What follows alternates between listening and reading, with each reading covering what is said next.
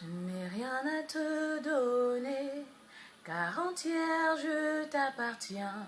C'est avec ton sang que tu m'as racheté. Souvent j'ai usurpé des droits qui ne sont qu'à toi. Pardonne-moi, Abba, et fais de moi ce que tu veux. Je n'ai rien à te donner, car entière je t'appartiens. C'est avec ton sang que tu m'as racheté. Souvent j'ai usurpé des droits qui ne sont qu'à toi. Pardonne-moi, Jésus, et fais de moi ce que tu veux. Je n'ai rien à te donner, car entière je suis à toi. C'est avec ton sang que tu m'as racheté. Souvent j'ai usurpé des droits qui ne sont qu'à toi. Pardonne-moi, Abba, et fais de moi ce que tu veux. Pardonne-moi, Abba, et fais de moi ce que tu veux. Jésus, prends mon cœur, Abba, transforme-moi, que le monde me regarde et te voit toi en moi. Oui, prends ma vie et transforme-la, que le monde me regarde et te voit toi en moi. Que le monde me regarde et voit ton amour infini. Abba, qu'il te voit toi en moi. Que le monde te regarde et me voit, Père, en toi. Que le monde me regarde et ne voit que nous ne sommes qu'un. Père, prends ma vie et transforme-la, elle est à toi, Père. Garde-moi toujours dans tes voies, et que ce monde me regarde et voit ta fidélité et ta loyauté. Que le monde me regarde et te voit toi en moi. Que le monde te voit au travers de mes yeux. Que le monde me regarde et te voit toi en moi.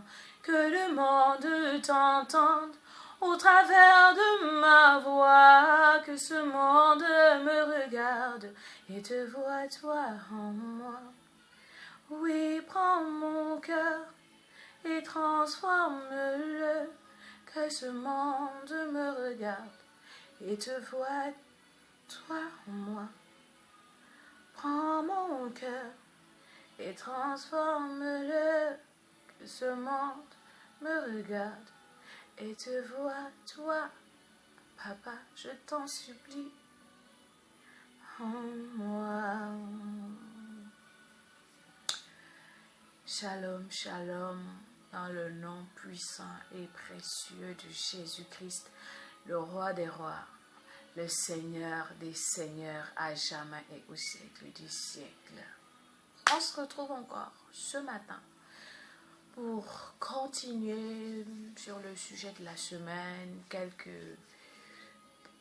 certaines petites choses par rapport au chant, par rapport au chantre et tout ce qui tourne autour. Comme je le disais dans les toutes premières vidéos, il y a beaucoup de choses à dire sur la musique.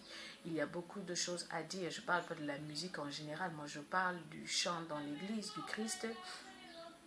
Il y a beaucoup de choses à dire, mais on va essayer d'appuyer certaines choses selon que l'Esprit m'accorde la grâce d'en parler. Et déjà même que le plan que j'avais établi le premier jour, lui-même, il a changé un peu plus chaque jour.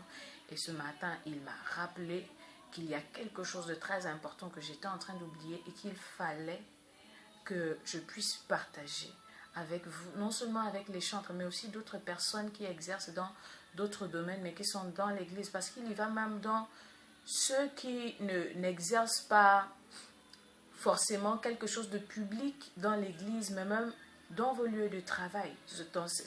Toutes ces paroles sont aussi pour vous, parce que n'est pas serviteur de Dieu seulement celui qui tient le micro, mais c'est aussi celui-là qui est assis, qui écoute la parole de Dieu et qui s'arrange à ce que le nom de Jésus-Christ ne soit pas blasphémé, qui s'arrange à ce que volontairement, il ne soit pas une cause de chute pour son prochain.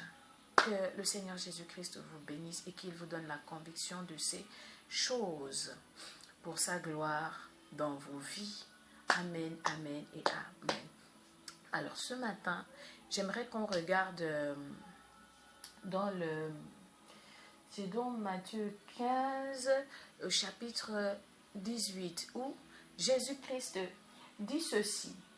En revanche, ce qui sort de la bouche provient du cœur et c'est cela qui souille l'être humain. J'en parlais déjà précédemment et pas plus tard qu'hier que lorsque le cœur est sale, tout ce qui va sortir de là va non seulement salir soi-même et aussi salir les autres. Et je parlais de lorsque quelqu'un dit Jésus est mon meilleur ami, Jésus est mon meilleur ami. Entre-temps, Jésus lui dit que celui que lui il considère comme étant son ami, c'est celui qui fait ce qu'il commande.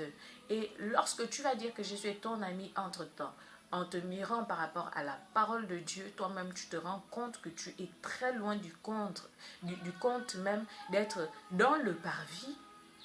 Ça veut dire que non seulement tu es en train de mentir à toi-même et c'est mauvais, et tu es en train de mentir aux autres et c'est d'autant plus grave parce que tu es en train de souiller les autres. Et c'est ce qu'il nous rappelle ce matin, que c'est ce qui sort de la bouche qui souille l'être humain, parce que cela provient du cœur. Ça souille l'être humain, donc ça te souille toi-même d'abord et ça souille aussi les autres. Donc attention à ta bouche. David pouvait dire ceci: veille aux portes de mes lèvres. Je vous assure que souvent j'ai même envie de dire que tous les problèmes qu'on a proviennent de nos propres bouches. Je vous assure, parce que souvent tu finis de prier, mais c'est ce qui sort de ta bouche qui annule ta propre prière. Et parfois on ne s'en rend pas compte. Bref, et en plus de cela, comme je vous le disais, j'ai un bon livre là qu'un frère, je ne sais pas, il ne m'a pas dit s'il m'a prêté ce livre ou s'il me l'a donné. Mais dans tous les cas, je vais en décider de ce que je ferai, frère. Tu sais, bref, on va pas parler de ça ici. Voici le livre en question, je vous le montre bien. L'art de l'adoration de Zacharias Stani. C'est un auteur que j'aime particulièrement à cause de sa dureté dans ses paroles. Parce que c'est même l'un des premiers livres que j'ai lus. Oui, je pense bien l'amour et le pardon de Dieu. Mais c'était tellement dur que jusqu'aujourd'hui, j'aime les paroles dures. Parce que sans les paroles dures là, on ne change pas. On ne caresse pas les gens dans le sens du poil. Jésus a dit changement radical. Et quand je vois comment lui-même il parlait, il ne caressait pas surtout le peuple de Dieu dans le sens du poil. Il disait ce qu'il avait à dire. C'est aux pécheurs qu'il enseignait et chacun était convaincu de péché et il se repentait. Mais au peuple de Dieu qui se croyait juste, il lui disait clairement ses péchés sans tourner de gauche ou à droite. Race des vipères, vous avez pour père le diable, vous êtes méchants, vous êtes hypocrites, vous êtes cela. Est-ce que ça veut dire que Jésus les jugeait? C'est la parole de Dieu qui les jugeait, hein? Encore que c'est lui-même la parole. Qui les jugeait. Et plusieurs fois, les disciples sont venus lui rapporter que mais ce que tu viens de dire là, ça offensait les pharisiens et tout le reste là-bas. Mais ils n'en avaient rien à faire parce que s'ils se sentaient offensés, ce qu'ils devaient faire, c'était de se repentir, mais ils ne le faisaient pas. Donc, la team de « il ne faut pas juger les autres, s'il vous plaît. Seul Dieu peut, comme vous aimez dire, seul Dieu peut me juger. Hein. Il faut lire l'Ancien Testament. Vous lisez le livre de Jérémie. Vous allez voir, seulement le livre de Jérémie, je ne parle même pas d'Ésaïe, ni d'Ézéchiel et le reste. Je vous dis bien, lisez seulement le livre de Jérémie. Quand Dieu dit qu'il va juger son peuple, lisez bien les jugements là. J'espère que vous aurez encore le courage de dire, seul Dieu peut me juger.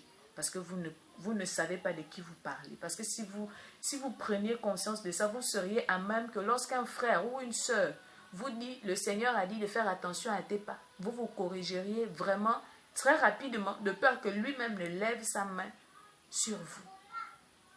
Et voici dans le livre ce qu'il dit. Mais je vous assure vraiment, Chandre, si tu n'es pas prêt, il faut prier d'abord pour lire le livre là. Tu dis au Saint-Esprit de préparer ton cœur. Parce que s'il ne prépare pas ton cœur, je t'assure que le serpent va bien t'enrouler la tête pour te dire non, il est trop dur. Personne ne peut faire ça. Il sait de quoi il parle. Et je comprends de quoi il parle. Il faut supporter. Arrêter d'aimer le lait. Tu ne peux pas avoir 40 ans. Et tous les jours, tu es là en train de courir. Je veux le sein, je veux le sein. Non, quand même. Quand même. De toute façon, le lait maternel, là, sent même mauvais, là. Mais on a des bébés qui sont dans le Seigneur depuis 5 ans, 6 ans, 10 ans, 25 ans, 30 ans. Ils en sont toujours au lait spirituel. Et le pire, c'est que ce n'est même pas du lait pur. C'est du lait frelaté, dilué, où on a fait les mélanges, on a ajouté des petits trucs bizarres. Mais ça a quand même un peu le goût du lait. Bref, voici, page 74. Et il dit ceci. L'adoration exige qu'on connaisse Dieu. Le futur adorateur doit chercher à trouver Dieu. Il faut qu'il le rencontre et demeure avec lui. Il doit ainsi le connaître et c'est alors qu'il peut l'adorer. Il y a plusieurs croyants qui sont nés de Dieu, qui se réjouissent de leur salut et de nombreuses bénédictions que le Seigneur donne à ses enfants. Cependant, ils sont demeurés bébés, satisfaits des choses que Dieu donne, mais n'ont pas évolué pour devenir des fils qui le cherchent pour son propre bien et qui veulent le connaître afin de lui rendre ministère. Du fait qu'ils ne le connaissent pas, ils ne peuvent pas l'adorer. Pour être adoré, il faut qu'il soit connu. Dans la page 85, on n'est pas encore arrivé à ma page préférée. Le vrai dirigeant de l'adoration est une personne généreuse. Elle coule à partir de l'abondance de Dieu et sa personne entière se déverse en tout temps et en toutes circonstances.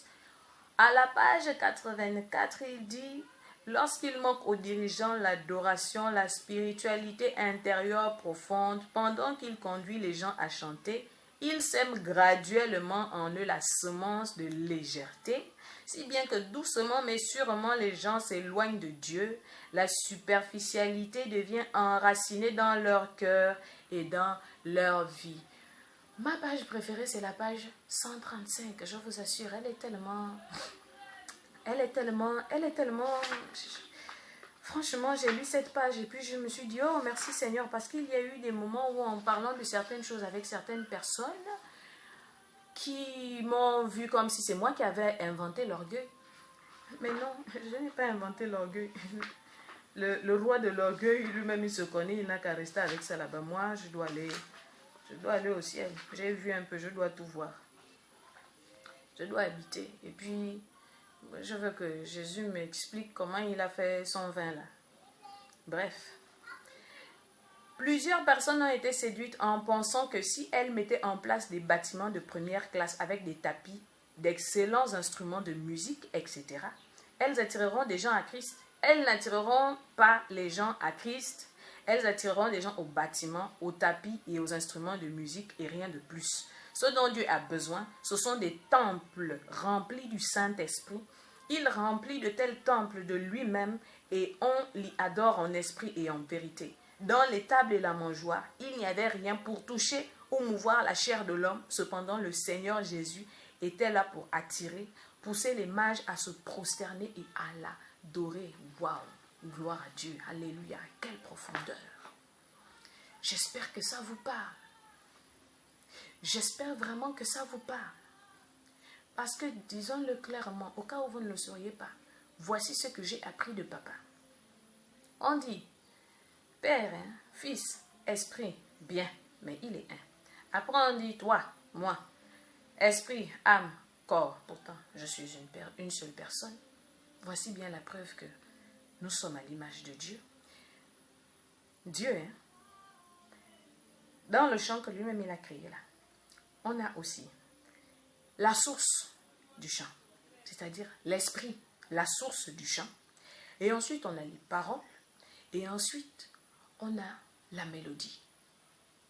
Et il pouvait me dire ceci, que si une seule de ces parties est souillée, le reste transporte la pourriture de la seule partie qui est souillée. Réfléchis bien par rapport à ça. Je dis, toi, chante là. Réfléchis bien par rapport à ça. Toi, artiste chrétien, il faut te calmer. Je dis bien artiste chrétien, là, il faut te calmer. Parce que je te dis bien ça. Tu vas finir de faire tous tes concerts, tous tes atalakou que tu fais. Et puis tu vas aller en enfer.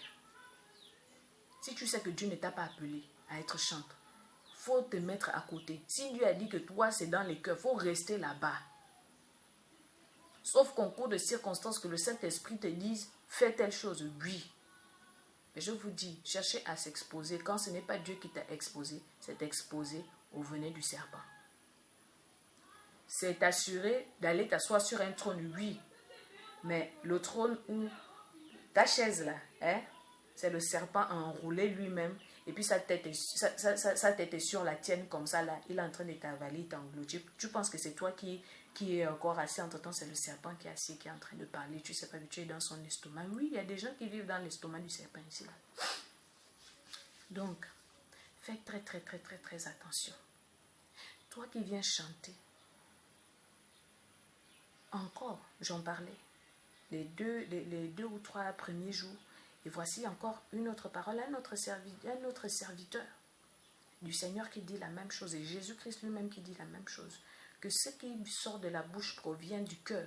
Quand tu viens chanter, tu viens dire des choses, toi-même tu n'y crois pas, tu ne les vis pas, tu ne sais même pas de quoi il est question. Tu es en train de détruire ta propre vie, beaucoup plus même ta propre vie que celle des autres. Et faites le constat avec moi. Depuis qu'on a l'émergence des artistes chrétiens, des chantres qui sortent de partout là, vous avez vu la légèreté qui s'est installée dans l'église. La légèreté, mais vraiment une légèreté terrible. La légèreté. Non, il faut qu'on soit à la page, il faut qu'on soit à la mode. C'est tel style de musique qui passe maintenant. C'est le style là qu'on va adopter. Si le Saint-Esprit t'a inspiré, tu penses que le Saint-Esprit n'est pas suffisamment créatif pour te dire, pour t'apprendre même que tel instrument, je veux telle percussion, à tel endroit je veux ça, à tel endroit je veux ça. Je t'assure que même si tu ne connais pas les instruments de musique, tu lui demandes que c'est quel instrument, je sais de quoi je parle. Il va te dire que c'est ceci, c'est cela, c'est ceci, c'est cela, parce qu'il veut que la louange qui est offerte soit pure. Sois pur. Quand tu viens chanter, qu'est-ce qui t'a inspiré? C'est Dieu qui t'inspire? C'est ta chair ou c'est le diable? Parce que le diable inspire des chants aujourd'hui qu'on appelle chants gospel, mais qui n'ont rien vraiment qui n'ont rien à voir avec l'évangile. La louange, c'est pour rendre la gloire à Dieu. Mais il est écœurant de constater, comme je pouvais moi-même, je me suis réveillée ce matin, mais vous auriez même pu le remarquer au début, que j'avais, je ne sais pas comment je veux décrire l'état de mon cœur, j'avais juste envie de pleurer, mais c'est quoi ces conneries en fait, où quelqu'un va faire tout un chant pour parler des anges. Ouais, c'est un ange qui est mort à la croix, qui a versé son sang. C'est par un ange que je suis sauvée. C'est l'ange qui combat pour moi, ou c'est l'Éternel qui combat pour moi. Et ce n'est pas à moi de dire à un ange d'aller combattre. Les anges sont au service de Dieu. Les anges sont au service de Dieu. Il faut bien lire vos Bibles. Les anges sont au service de Dieu. L'affaire que j'ai entendu ça, qu'il y a des gens qui propagent maintenant une parole comme quoi il faut parler à ton ange. Hein? C'est pas à toi de faire ça. Il faut dire Jésus, aux anges que tu as assignés à ma vie, qu'il fasse ceci ou qu'il fasse cela. Et comme il est souverain, il est libre de le faire, il est aussi libre de ne pas le faire. Donc, faites très très attention aux enseignements des démons qui sont rentrés dans l'église là, aux pasteurs du diable qui sont en train de vous remplir les oreilles là. Faites attention. Parce que de la même manière que quelqu'un prêche, de la même manière qu'on parle, de la même manière lorsqu'on vit, soit c'est Dieu qui te parle, soit c'est ta chair, soit c'est le diable. Voici les trois sources. Les trois sources, que ce soit même dans les songes et les visions aussi, c'est la même chose. Soit c'est Dieu, soit c'est Jésus, soit c'est toi-même, soit c'est le diable. Si la source est déjà pourrie. Quand je vais encore revenir là-dessus, quand tu vas dire que Jésus est ton meilleur ami, non seulement tu ne fais pas ce que Jésus dit, mais tu vas dire Jésus est ton meilleur ami, enfant que tu lances des pamphlets à toutes ces personnes-là qui t'ont blessé, qui n'ont pas été là comme tu aurais voulu quand tu voulais qu'ils soient là. Est-ce que vous savez que Dieu permet que les gens nous abandonnent à un certain moment pour nous apprendre à dépendre de lui seulement, de lui seulement? Téra, le père d'Abraham, était le tout d'Abraham. Mais si Téra ne mourait pas, Abraham n'allait jamais penser à quitter la maison de son père. Il n'aurait jamais eu le courage de quitter, le pays de ses origines. 75 ans, j'ai dit 75 ans, ce n'est pas 40 ans. 75 ans marié, il vivait encore sous le poids de son père. Mais il a fallu que la béquille, Téra, parte pour que Abraham sache qui est le véritable Dieu. Dieu permet toujours ça. Que lorsqu'on a des béquilles, surtout quand il veut travailler avec toi, il remarque qu'il y a trop de béquilles autour de toi.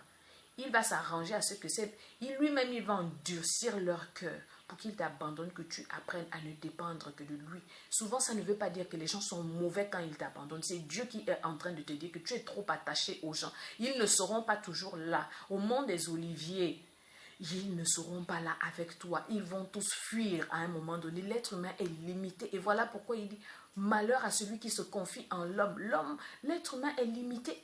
Jésus lui-même nous l'a démontré dans le jardin de Gethsémani qu'il y a des moments dans la vie où le combat est tellement rude que non seulement ceux qui sont autour de toi ne savent pas comment te soutenir, mais lorsque ça augmente, ils tournent le dos. Et c'est Dieu qui permet ça pour que tu restes seul avec lui. Mais toi, tu vas chanter que Jésus est ton meilleur ami parce que tu estimes que les autres sont trop mauvais. Dans toute situation, il faut demander à Jésus que est-ce que c'est tout? Qu'est-ce que tu veux m'enseigner? La vraie question dans une épreuve, ce n'est pas de dire pourquoi moi, pourquoi ceci, pourquoi cela. La véritable question, c'est Seigneur, qu'est-ce que tu veux que j'apprenne au travers de ceci? Qu'est-ce que tu es en train de m'enseigner? Ton âme qui vient, oh, je vais chanter les merveilles de Dieu, on va danser à la gloire de Dieu là. Ton cœur là, tu es sûr qu'il est propre. Assieds-toi bien et puis regarde bien ta vie. Parce qu'il ne vient pas donner toute ta saleté, tout ton rebut, toutes tes blessures que tu as refusées, que le Saint-Esprit puisse traiter. Ne viens pas déverser le pulla sur les autres, c'est pas bien. Et ne te tue pas toi-même parce que tu es en train de te tuer toi-même. On a les paroles dont tu parles là. Est-ce que toi-même tu les vis? Est-ce que tu les comprends? Parce que la révélation, ce n'est pas je vois ou Dieu m'a dit. La révélation, c'est quand Dieu écrit sur ton cœur des choses que même si tu n'as pas ton cahier de notes, tu es capable d'en parler de 6 heures à 6 heures sans jamais te lasser. C'est cela, la révélation. C'est cela la révélation. La révélation, c'est pas prophète a dit, oh, Dieu m'a dit, oh, j'ai vu, Non, c'est pas ça la révélation. Parce que je vous assure qu'il y a des passages, j'ai lu 10 fois. Un matin, je m'assois, je lis encore et puis je suis là que, ah, donc c'est même ce que ça veut dire. C'est ça la révélation de la parole de Dieu. Et la profondeur de la parole de Dieu, c'est pas parler un français que les gens ne comprennent pas. Utiliser les grands mots bizarres. La profondeur de la parole de Dieu, je vous assure que c'est une simplicité qui te laisse toi-même ébahi. Donc moi, j'ai cherché à comprendre ça de façon compliquée là. C'est aussi simple que ça. Oui. Exemple, les scientifiques, ce n'est que récemment qu'ils commencent à dire que tout ce qui se trouve, ils ont constaté que tout ce qu'ils trouvent dans l'univers se trouve dans le cœur dans le corps de l'être humain. Bah, c'est écrit dans Genèse. Hein. Dieu a d'abord tout créé, tout ce qui existe là, la terre là. Il a créé la terre d'abord et il a créé l'homme après. Et l'homme a été tiré de quoi? C'est pas de la terre. Donc si la terre a de l'or, il y a de l'or dans ton corps. Il y a le manganèse dans ton corps, il y a tout dedans parce que tu as été tiré de la terre. Là, toutes les richesses du sol, du sous-sol et tout le reste, là, c'est en toi. L'eau, les nappes phréatiques et tout le reste, c'est pas dans la terre. Il n'y a pas l'eau dans ton corps. Il y a l'eau. C'est la simplicité. Est-ce que tu sais de quoi tu parles? Quand tu viens dire Jésus est puissant, est-ce que tu sais de quoi tu parles? Quand tu viens dire, oh, la gloire de Dieu, comme je le disais hier, là, la gloire de Dieu, c'est que tu veux les sensations, que les gens tombent, que les gens crient et tout le reste. Hier, moi, j'ai compris que ce n'est pas ça la gloire de Dieu. La gloire de Dieu, c'est que je sois disciple et que je porte du fruit. C'est en cela que Papa est glorifié. C'est l'ignorance qui va faire qu'aujourd'hui, il y a beaucoup de chansons que j'écoute. Hein. Moi aussi, j'aimais ça avant, mais après... Quand il te prend et puis te dit, écoute un peu ça, comme ça, tu as seulement, je t'assure que tes yeux pour pleurer, il dit, papa, je te demande pardon. Préserve mon cœur de me laisser encore aller à tout ça. Où on chante, Saint-Esprit, descend. Jésus a dit qu'il il va envoyer le Saint-Esprit 2 fois. Peut-être que je me trompe, moi je ne connais pas tout. Hein. On prophétise en partie, on connaît en partie, je ne sais pas tout. Donc, il faut aussi m'édifier. Jésus a dit que le Saint-Esprit va descendre 2 fois. Il a dit une seule fois. Le Saint-Esprit est venu une seule fois. Et il est là. Saint-Esprit qu'on appelle encore de descendre là, c'est quel Saint-Esprit? Dites-moi un peu. Soit il est là, soit il n'est pas là. Hein. Soit il est là, soit il n'est pas là. Il descend, dit, non, il descend comment? Tu dis tu es enfant de Dieu et lui il dit que son fils de Dieu, ceux qui sont conduits par son esprit, soit le Saint-Esprit est en toi, hein, soit il n'est pas là. Ce n'est pas une affaire de descendre. Donc, tu veux me faire comprendre que ce qui est en toi doit encore descendre de quelque part. Pas étonnant qu'on se mette à chanter l'onction, à demander l'onction, l'onction, l'onction, l'onction, l'onction. Votre affaire de l'onction là, c'est même quoi? Les gens sont en train de chercher, oh je veux l'onction, la puissance. Il y en a qui vont même jeûner pour ça, vous êtes stupides. Donc tu vas jeûner pour la puissance de Dieu et puis tu dis que tu as le Saint-Esprit en toi. C'est quelle puissance que tu vas chercher là-bas?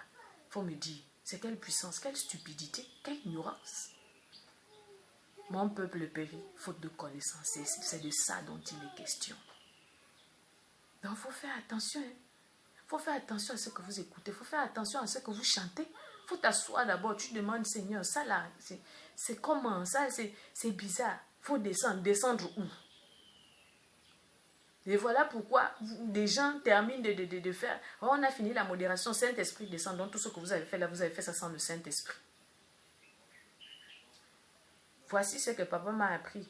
Un matin, j'étais dans la mouvance de oh, je loue comme ça, et puis je vais faire comme ça, et puis je vais faire comme ça, et puis un matin, je vais faire ça. C'est là où j'entends bien que qu'est-ce que tu es en train de faire comme ça, avant même que tu ne te réveilles. Moi, je t'attendais déjà. C'est vous qui ne comprenez pas que soit vous savez que je suis là, soit je ne suis pas là. Si tu arrives à l'église et tu estimes que ce sont les démons qui gardent l'église, c'est normal que tu vas commencer par chasser les démons après appeler la présence du Saint-Esprit. Comme le Saint-Esprit n'est pas suffisamment puissant pour ne pas les chasser lui-même. Comme le sang de Jésus n'est pas suffisamment puissant pour faire fuir les démons. Même eux, ils ont la révélation de qui est Jésus-Christ, mais pas toi. Hein? Donc là où tu viens prier Jésus, les démons aussi viennent s'asseoir et puis tu les chasses d'abord et puis tu dis au Saint-Esprit, bon j'ai fini, oh, tu peux maintenant venir. Oh! Les gens qui enseignent ça, là, répentez-vous. Hein. Répentez-vous. Hein. Répentez-vous. Ça, c'est la sorcellerie que vous faites là, la sorcellerie. Faites très attention à ce que vous écoutez, à ce que vous chantez. Si tu ne comprends pas, il faut demander au Saint-Esprit. Lui, il aime les gens qui ont soif. Il va toujours t'expliquer. Arrête de te laisser bercer dans des mouvances. La mélodie, en gros, la musique, les instruments de musique, là, je dis... La façon dont un chanteur, vocaliste doit être propre, c'est la même façon dont les musiciens, vous devez être propre. Parce que dans le livre des chroniques, il y en a qui prophétisaient en jouant aux instruments de musique. David pouvait calmer les esprits, pouvait faire en sorte que les esprits méchants qui tourmentaient sa vie se calment. Pas en chantant, il jouait seulement à la harpe. Et vous pensez que vous êtes exempt quand on parle de chantre. Vous êtes dedans. C'est pas parce que si tu n'es pas vocaliste, tu es instrumentiste. Ah non, tu es concerné. Tout ce qui est dit à propos des chants, tu es concerné. Tu vas passer tout ton temps à écouter les Atalakou, les Rumba, Kofi Olomide, machin et tout le reste. Et c'est ce que tu viens nous jouer. La musique que lui il joue là, qui lui a inspiré ça? C'est Dieu ou bien c'est le diable? Et puis tu vas amener la saleté là, tu viens mettre ça